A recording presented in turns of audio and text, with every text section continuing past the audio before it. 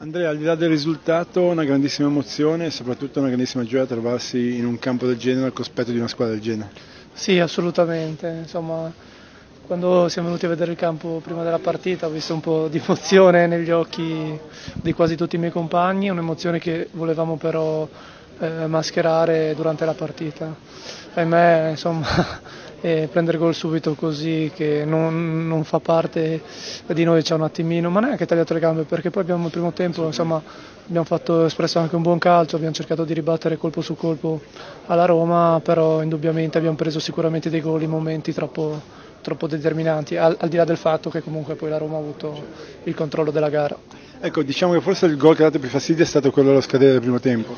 Sì, assolutamente, insomma qualche piccola cosa in più si poteva fare un po' tutti, perché magari bastava calciare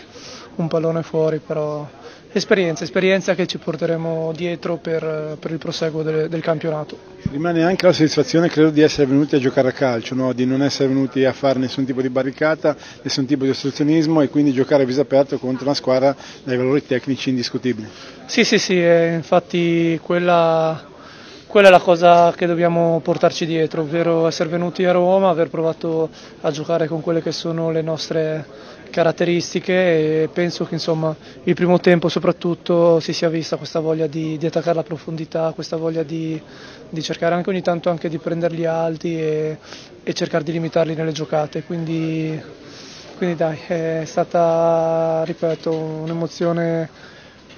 enorme e sono contento insomma, per la squadra e per anche la gente dai, che ci ha seguito numerosa, c'era settore ospiti molto gremito, tanta gente credo anche in tribuna, per cui è stata una bella giornata, una serata di festa per Chiavari e Lentella. Ecco, qui volevo arrivare a questo spicchio di biancoceleste che c'era in uno stadio naturalmente immenso che ha fatto quello che ha potuto, ma anche loro hanno venduto cara la pelle sotto l'aspetto del tifo.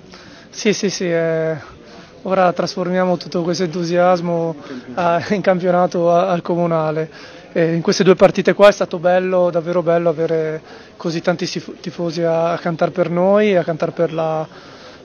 maglia che indossiamo, per cui sarebbe bello riuscire a riportare tutto questo poi la domenica, perché noi abbiamo bisogno e